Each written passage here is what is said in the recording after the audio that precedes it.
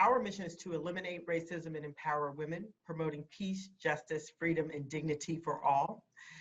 So we have two roles, Tracy. We are a social justice organization, which means for us, that's everything from advocacy, on issues like housing, racism, and other issues, education, et cetera. We have a full advocacy agenda. And then it also for us is, we're a service organization. And so we provide service in the community, which aligns with our mission, but then we also, we have the social justice side of our work. That work is growing, by the way, which we're excited to say. Just given the, what has happened, this year, it has allowed us to kind of move more quickly to build out our social justice plan. So can you give us an idea? I was struck by you talking about eliminating racism and social justice in the context of 3 years ago, we as a society weren't really talking and speaking as clearly and as vocally as we are about these issues.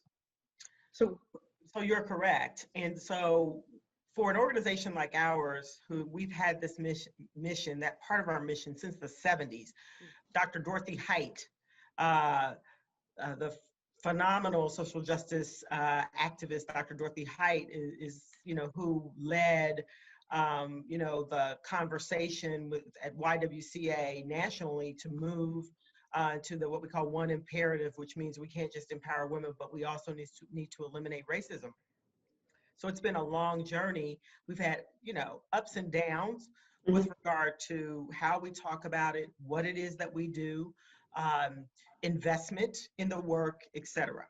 So when I started almost 4 years ago, we certainly were talking about this part of our work. And I think, I would say our board gave me the mission to really look at building out, creating a business plan for that work and what that would look like, because, things were starting. If you think about, some of the things that happened in Charlottesville and, some of the conversation was starting to change. In some ways, it happened really with the election of 2016.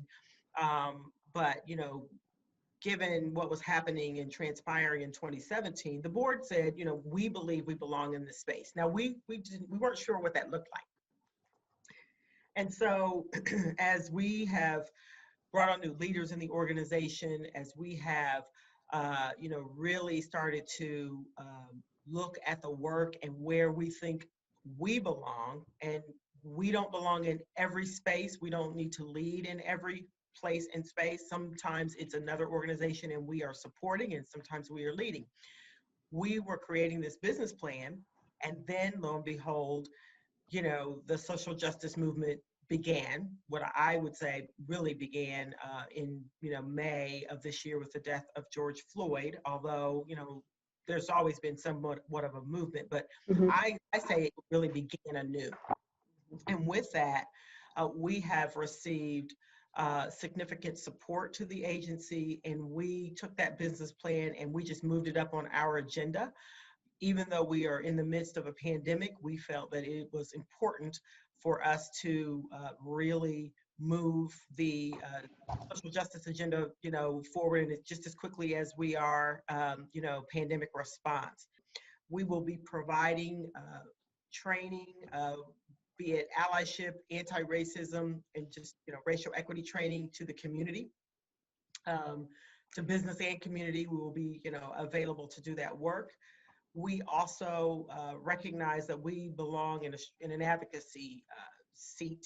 And so for us, advocacy means advocating for police reform, advocating for housing justice, advocating for some education reforms, especially around childcare, birth to pre-K, after school care services. Those things are most important. They're very important at any given time, but now there's a bright light put on that work, given that parents are trying to navigate how do I work from home, go to work with my children possibly being at home or having an abbreviated or hybrid schedule. And I will say, Tracy, in that work specifically, what I would say is the lack of attention that we have seen and received from, I will say our government partners, Mhm. you know, largely, and I'm casting a broad net, but, childcare has been somewhat of an afterthought.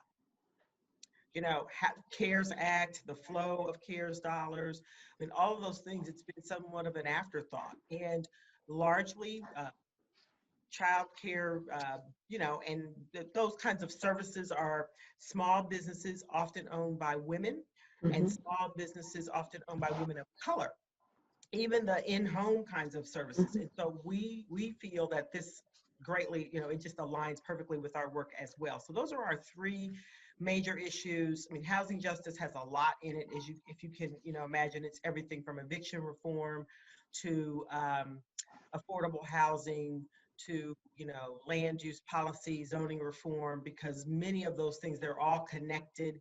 And, housing is the foundation of our organization. And we know what it's like for someone to be without a home. And we are worried about the onslaught of people who will be evicted once, all these executive orders and such lift.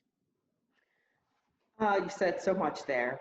I want to go back first to racial equity training, especially because I believe the president eliminated that at the federal level. And can you talk about the importance or what racial equity training is? Because I think they don't hear past racial. Correct.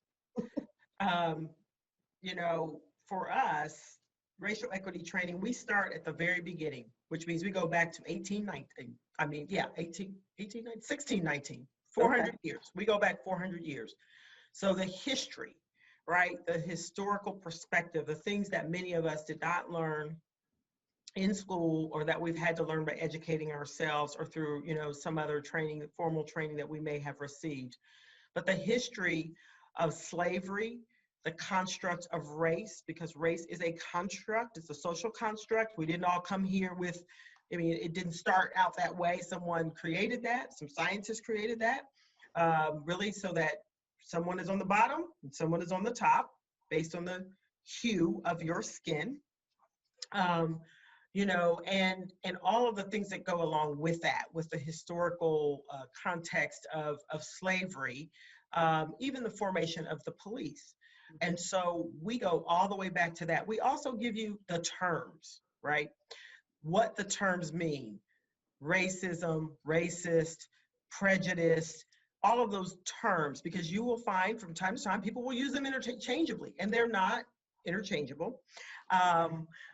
But bringing someone along, to understand that, along with, then we move into, so from the historical, then we start to move into policies that have been created through the years that have, adjusted here and there with the illusion, I will say, or perhaps the desire to create equality, not equity, but equality, and yet still hanging on to,